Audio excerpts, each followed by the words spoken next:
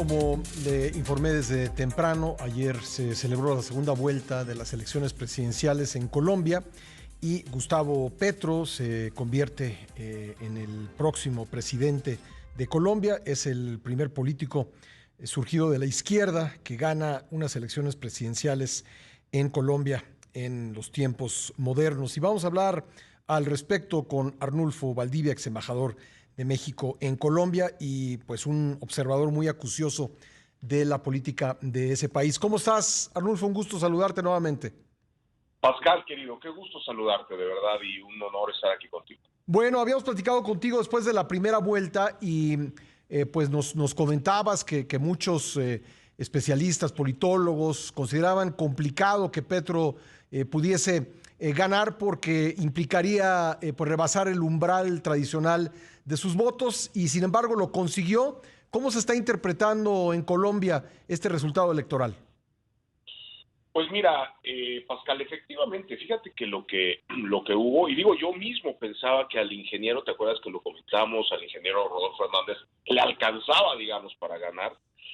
Al final no fue así, y realmente lo que hubo fue una segunda vuelta francamente desastrosa en términos de su campaña de Hernández. O sea, digamos, la primera decisión es irse a vivir a Miami. Sí, Entonces, eso me pareció, y luego, no sé, fotografiarse en un yate y no participar en absurdo. debates. No Es, entendí lo que pretendía lograr.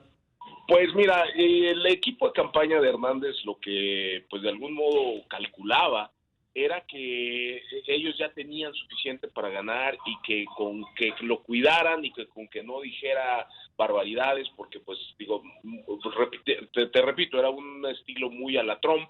Ujú. El ingeniero pues tenía la tendencia de repente decir barbaridades, y entonces el equipo de campaña decidió que era un momento de encerrarlo, De digamos, de guardarlo, guardarlo, digamos. de guardarlo Ujú. y cuidarlo. Pero pues la verdad es que la decisión, por ejemplo, repito, no de irse a vivir a Miami. El segundo tema es, pues digamos, aquí hay un tema fundamentalmente de participación, es decir, digamos, de presencia en la lucha política, ¿no? En un momento en el que se estaban luchando por una serie de votos que habían quedado flotando, casi Ujú. 6 millones de votos habían quedado flotando, digamos, entre Federico Gutiérrez y Fajardo, que habían dejado, repito, alrededor de 6, casi 7 millones de votos flotando. Pues no hubo ahí ningún tipo de actividad por parte de Hernández. En segundo lugar, Pascal, el tema pues de la imagen presidencial, es decir, cuando Rodolfo Hernández estaba, digamos, arropado o bajo la sombra de 4 o 5 candidatos, pues digamos, hacer gracejadas en TikTok Ujú. y ser muy crítico y todo esto, pues de un modo u otro funciona. La realidad es que en la segunda vuelta no se vio ningún tipo de propuesta, no se vio ningún tipo de presencia, digamos, mediática, con soluciones, con algo diferente que no fuera el contraste, digamos, simpático, ¿no? Algunas propuestas, claro que sí, algunas cosas, pero nada claro.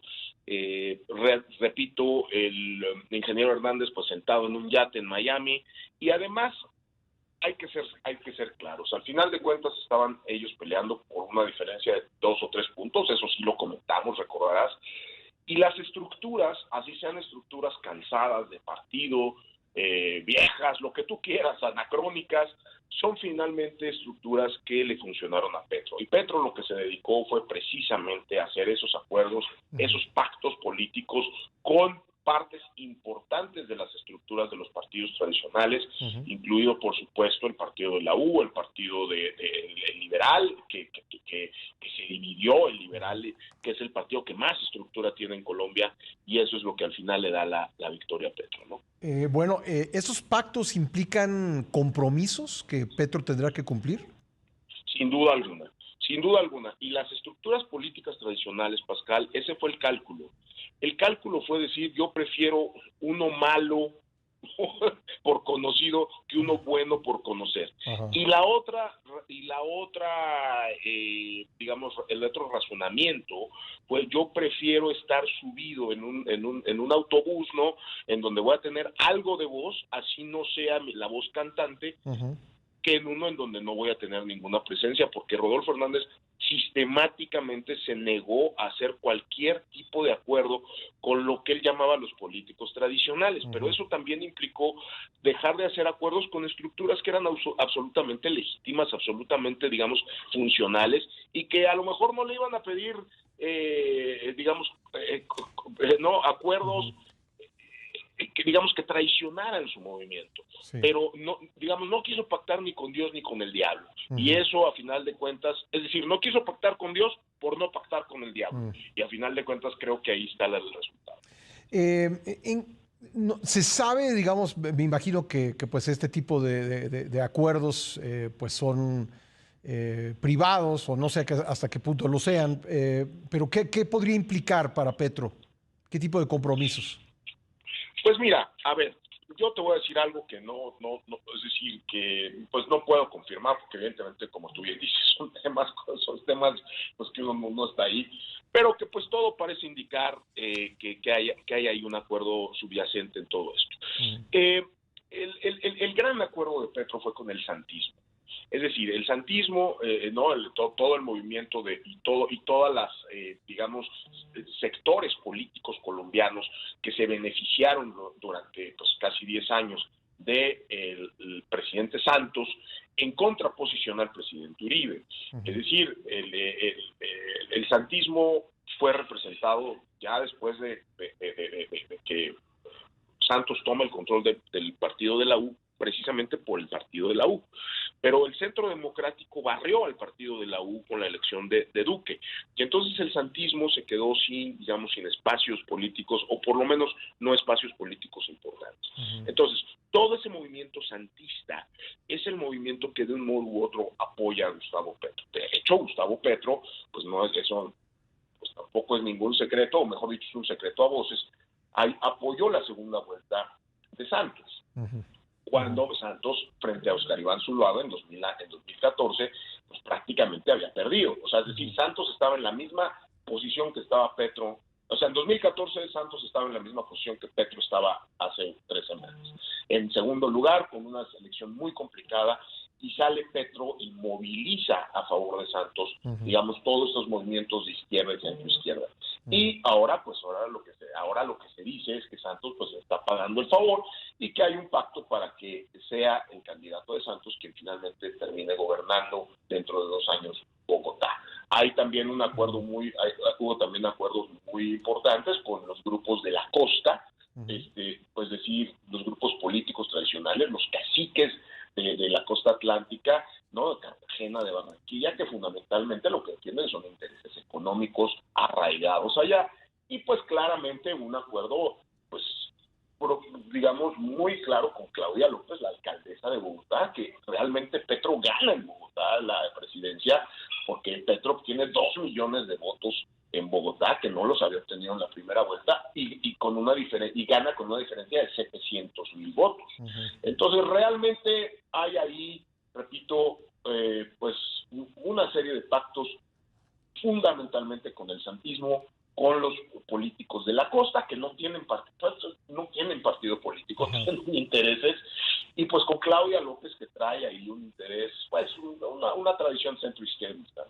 Ahora, tendemos, digamos, cuando no conocemos bien la realidad de un país, tendemos a simplificarla, ¿no? Y entonces desde fuera, si uno ve los titulares, y esto no le quita méritos al triunfo de Petro, pero si uno ve los titulares, pues simplemente se quedan con que por primera vez en la historia un hombre de izquierda, un exguerrillero llega, y esto es muestra del hartazgo de los colombianos con su clase política, todo lo cual es cierto, pero el elemento que tú nos das, que hubo unos acuerdos sin los cuales no pudo haber ganado Petro y hubiera ganado Hernández, pues sí le ponen un matiz importante a la historia.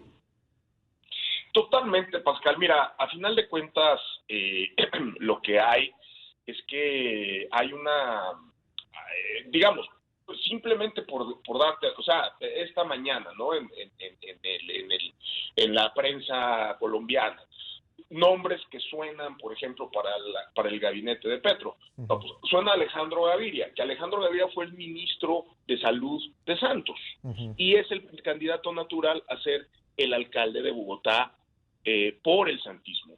Y claro, pues si va a ser ministro de Salud de Santos, perdón, de Petro, pues obviamente ahí ya se pueden empezar a dibujar. Mira, la realidad es que sí hay un sentimiento entre los colombianos de que tenían que votar por dos malas opciones.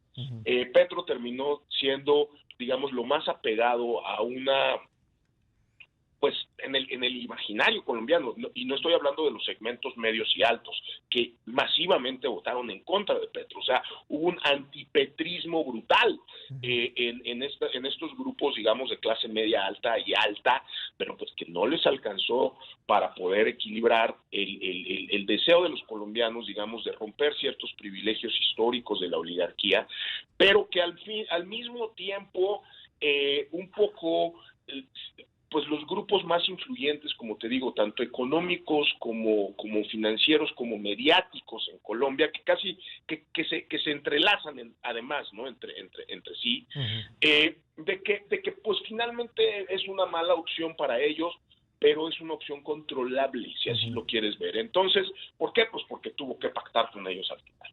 Entonces, pues ahí está, en el colombiano promedio, el sabor de boca es agridulce.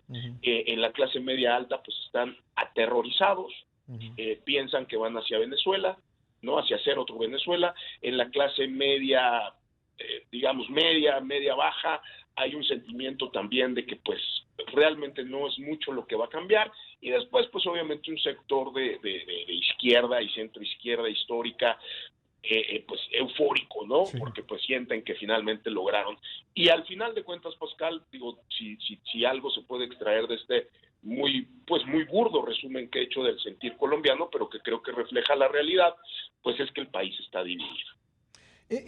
Y desanimado. Esa división, ¿cómo incidirá en las posibilidades de Petro de aplicar su agenda?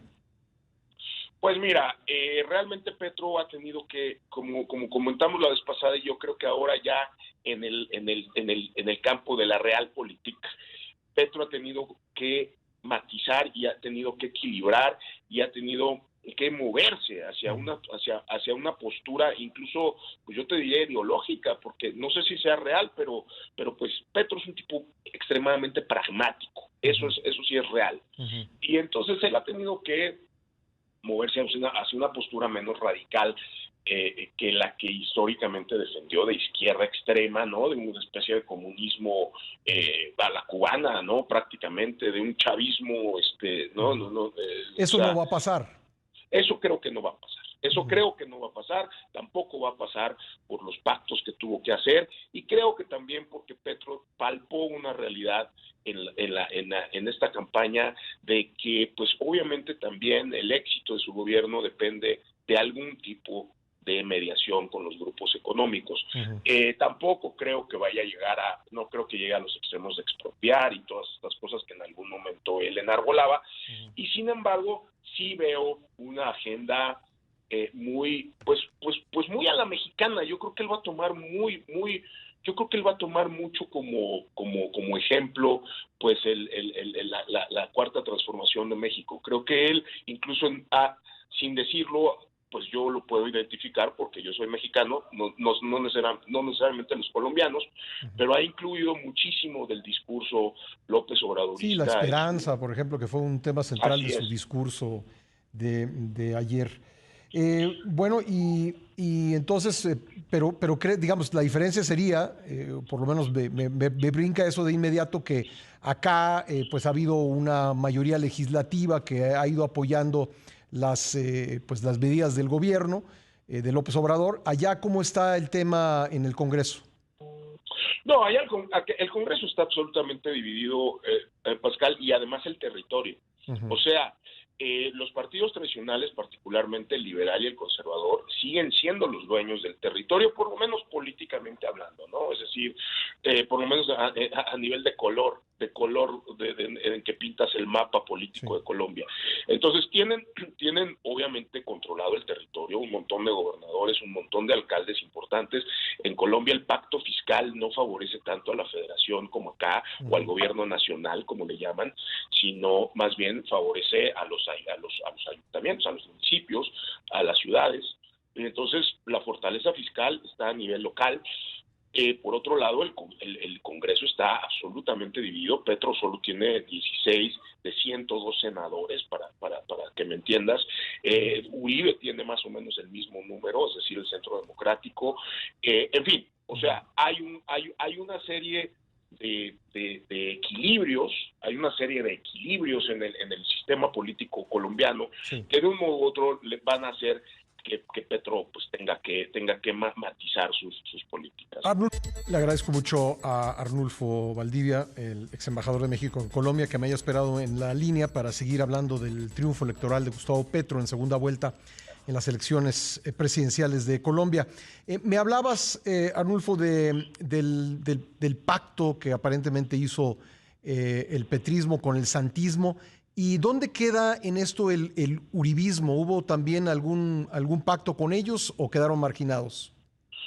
No, mira, yo creo que el uribismo queda de algún modo, marginado del gobierno Petro, sí, pero no de la presencia nacional. Es decir, hay grandes espacios donde todavía el uribismo tiene una presencia no solo política, sino una influencia importante. Van a tener pues por lo menos 14 senadores, es decir, y de la Cámara de Representantes igual, tienen una presencia importante. En fin, el uribismo no es que esté muerto, el uribismo simplemente creo que de un modo u otro, pues sí pasa a ocupar un tercer espacio político, desde considerando que se genera pues obviamente pues obviamente pasa a la preeminencia todo el movimiento de Petro, que es el centro izquierda y izquierda extrema en Colombia, y después el santismo recupera sus espacios. Fíjate que incluso el Partido Liberal, muy interesantemente, que en su momento pues no respaldó a Fico, a Federico Gutiérrez, y que obviamente en segunda vuelta no podían salir a decir que se iban con Petro. Entonces dejaron abierta la posibilidad de que quien quisiera apoyar a Petro, pero bueno, pues ya se habla, por ejemplo, de que quien fue el ministro de Hacienda de César Gaviria, Rudolf Homm, estará siendo el ministro de Hacienda de Petro, ¿no?